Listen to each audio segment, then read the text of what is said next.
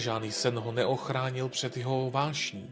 A to byly rytířské turnaje. A jeden takový turnaj málem ukončil jeho králování. Turnaj, vášeň skoro až za hrob. Říjen roku 1350.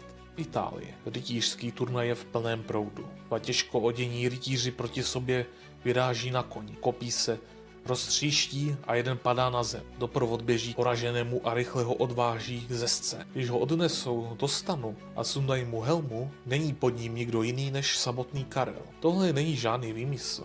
Karel byl ve skutečnosti vášnivým účastníkem rytířských turnajů. Miloval adrenalin, soutěživost a rozhodně i pozornost, kterou rytířské turnaje přinášely.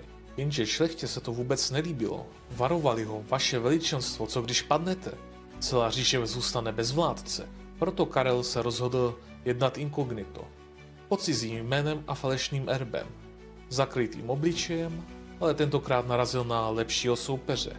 Ale vraťme se teď zpět do stanu. Turnajový chirurg běží do stanu a když sundávají helmu a vidí, že je zle.